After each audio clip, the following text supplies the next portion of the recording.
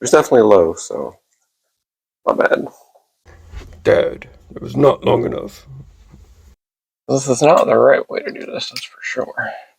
Shout out to any of my Air Force or military electronics folks that might be watching this.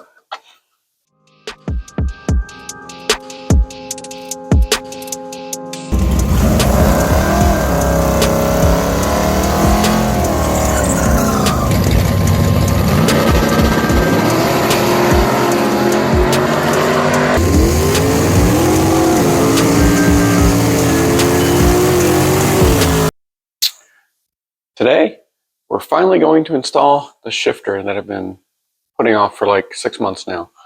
I finally have time to install it, so let's see how we got. So I've already got a start on it. Last night I was able to get it all bolted down. So I just drilled 4 holes through the floorboard there, and now she is absolutely no slop at all. So my next step is going to be, now that we've got the shifter installed, is we need to install the shifter cable.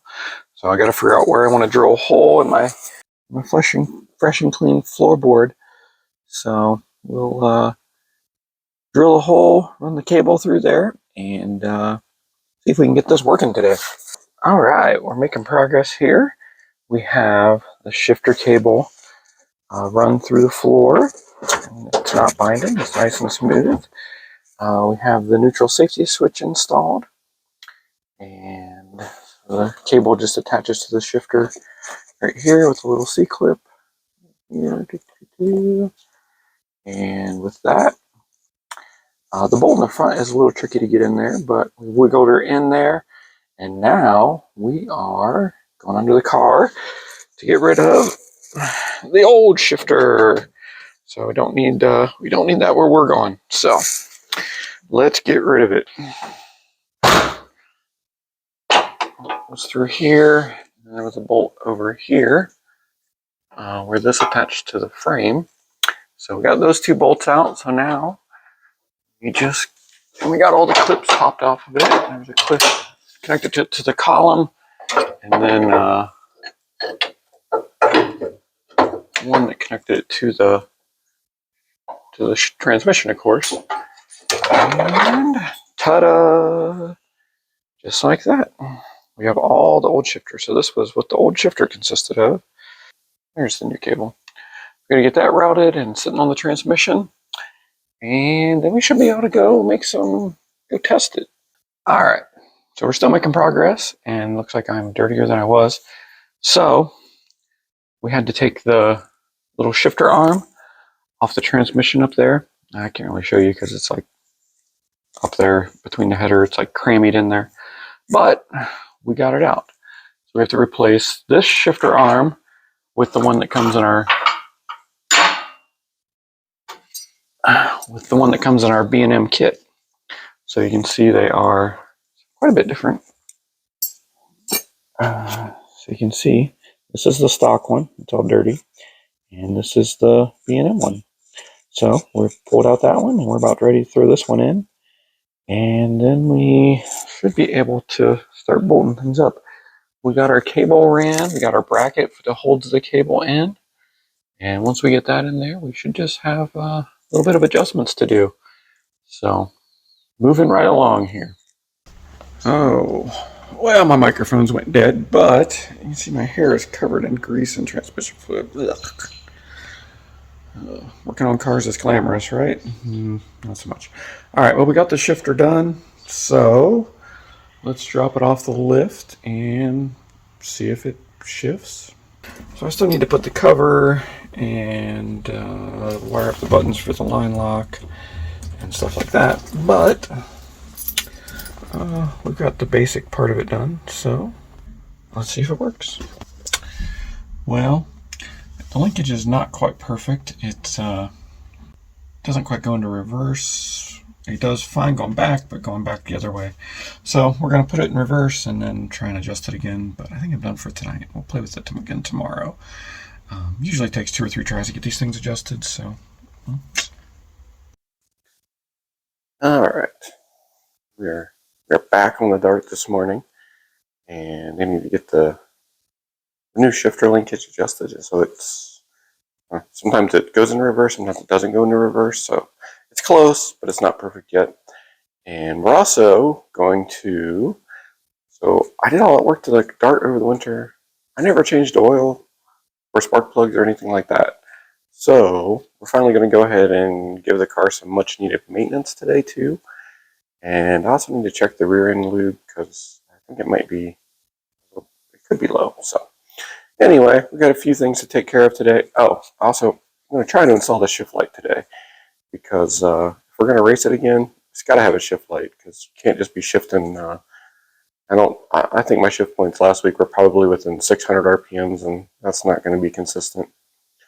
So we've got our work cut out for us today, so let's see what we can do. So one thing I noticed was we had a lot of drips on the transmission pan when we came home from the track last week. And so I went through and checked all these pan bolts. They were loose. Awesome. Yeah, they were all like finger tight. So make sure you go through and check your oil pan and transmission pan bolts every beginning of every season because they shake loose. The engines vibrate and everything shakes loose. So that was hopefully an easy fix to get rid of the oil leaks. Alright, we're going to go ahead and get the oil draining on this while we work on some other. Goodness, this one takes the 7/8 socket for the drain plug. That's giant. This is only the second time I've changed oil on this car, so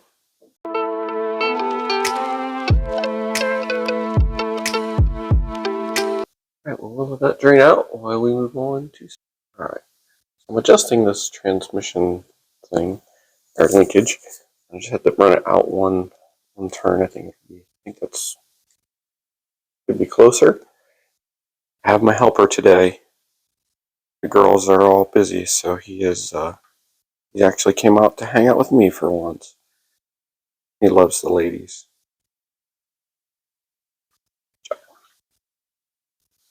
The one thing I like to do is your throttle link with your transmission linkage. Well, pretty much any linkage that uses instead of using a cotter key for these things that you have to adjust, use these little clips. Because you can pull these right out like that. There you go. Use these little clips from the hardware store instead of the ones that you bend, and then you can just pull them in, push them out. They stay put when you need them, but then it's easy to remove when you have to adjust it. Now, one downside to having headers on a 360 is when you take the oil filter off, that header just gets drenched in oil. You can see it's happened every time I change oil. It's going to smoke like a chimney for the first. It's going to smoke pretty bad, but I don't know any way around that. I guess you could put a bag under the filter between the header and catch it, but we'll try and brake clean it off. But yeah, that's another. Working on cars is glamorous, huh? Alright, since the Dart's just got a hydraulic flat tappet cam in it, we're going to use Shell Rotella. It's our favorite to use for flat tappet cams, and then we're just going to use the Wix filter as always. So nothing fancy going in this one, no racing oil or anything, just regular old Rotella. One more thing we want to check. We need to check our gear lube. Nobody's going to check your rear end for you, so let's check. Pull the drain plug out, or fill plug, I guess. That's not the drain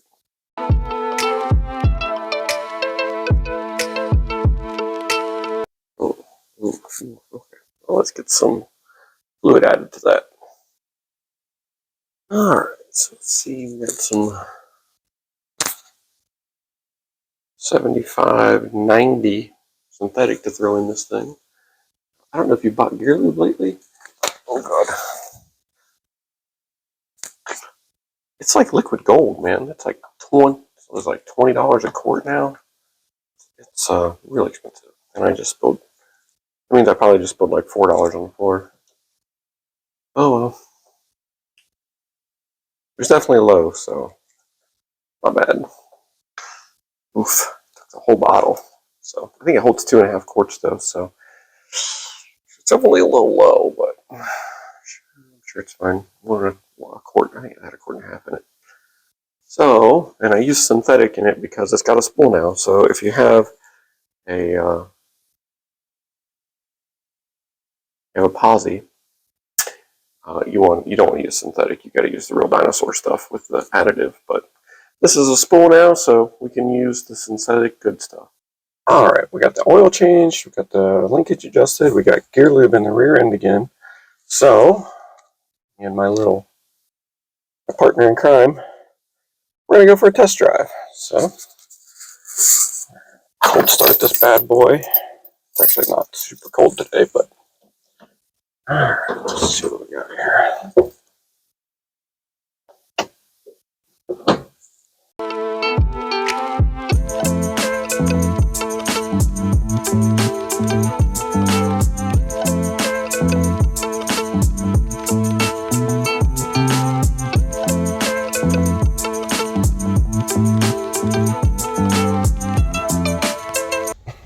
He's so offended. He's like, Dad, that was not a long enough drive. Look at his face. We'll go for a longer drive once I get the linkage working right, buddy. I'm sorry. Dad, it was not long enough. All right. Well, we got the shifter installed. So let's take a look. All right, we got it all bolted together now. We got the cover on it. It's as solid as can be. But the next thing I want to do is remove this. I don't need this anymore. So I'm going to see if we can figure out how to get this apart. All right, we're going to hit it with a little bit of knocker loose here. It's been in there for 40 years. That's probably not going to want to come out very easily, I don't imagine. I should probably just leave this sit and then come back and try and knock it out tomorrow, but it's not how we roll. So.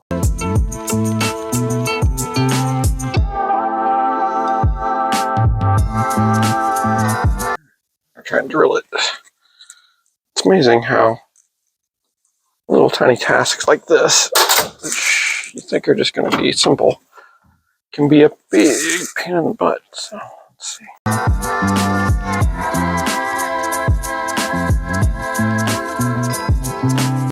This is not the right way to do this, that's for sure. The right way is to go get the little tiny punch. But sometimes, oh, there we go. Now you can see it coming out. You're just gonna get that stuck. It would seem that it's stuck. I have to adjust my technique. Alright, now we got the pin out most of the way. Let's see if we can get her out with some good old-fashioned vice grips.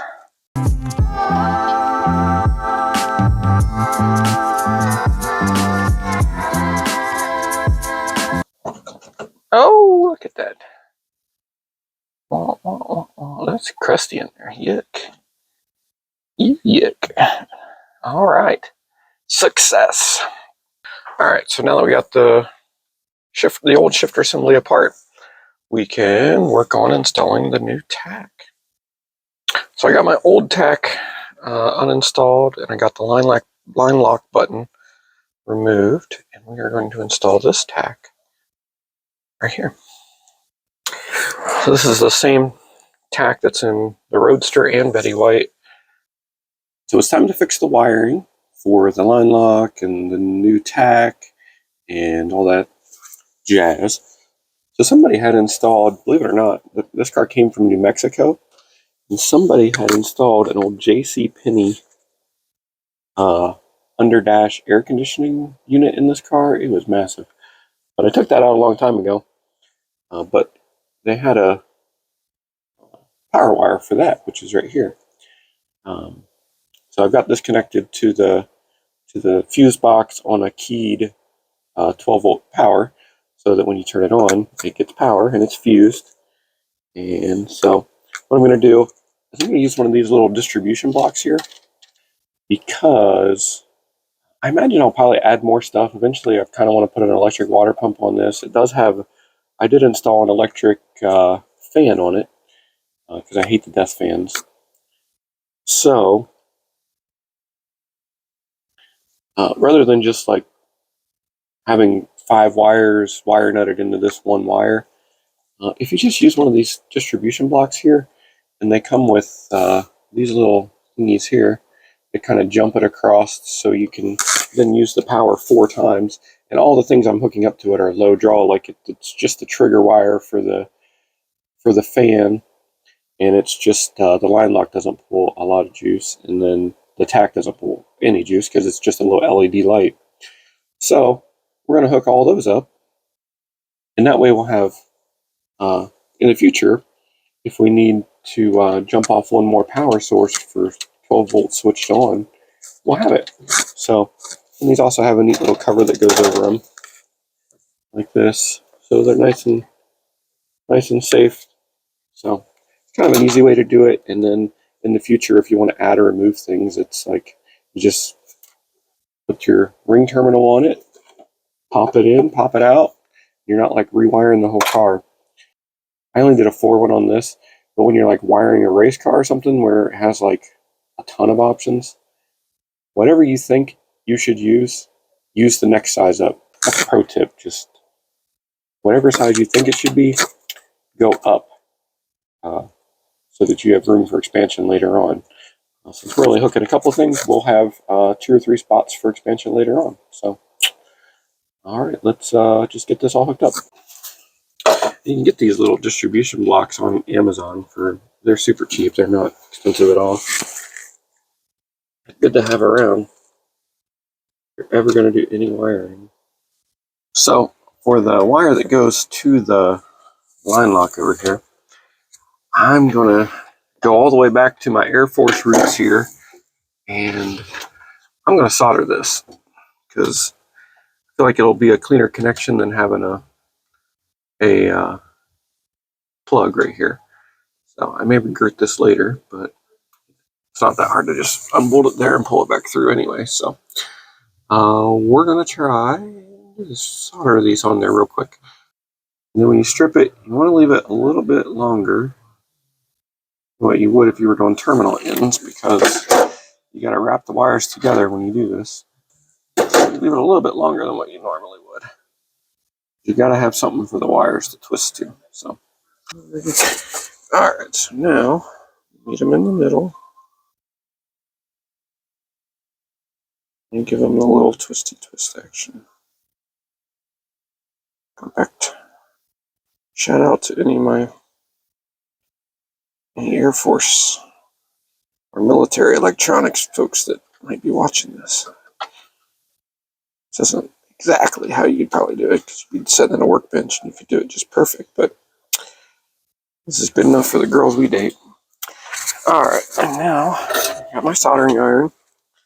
So turn the soldering iron here real good. Ryobi soldering irons are awesome. And then the most important part of soldering is flux. Without the flux, you're just never going to get it good. You can use the flux to clean your soldering iron off and dip your solder in there to get a nice blob to use on your wires. And then get your wires. Watch it go. This is old flux from I found in like my grandpa's garage when we were cleaning it out. So it's hard to find good flux anymore. They don't make it anymore. I don't know, it must have something in it that's not really good for you. You can see how old this is. It's like I don't even know what kind of price tag it is. It's like an old Kmart one. But they just don't make flux like this anymore. So now you can see, let's go hit it one more time on the bottom here. Hit it once on the bottom. And this should be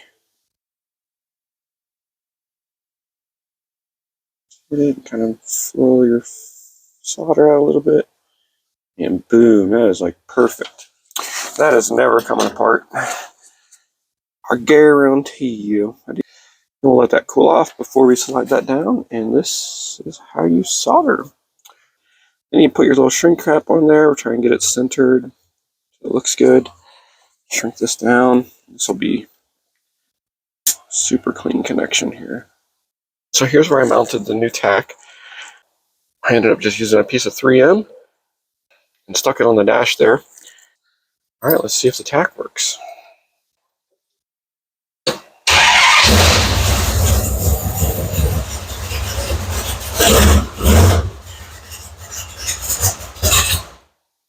Right. Look at that. I actually sometimes pretend like I know what I'm doing.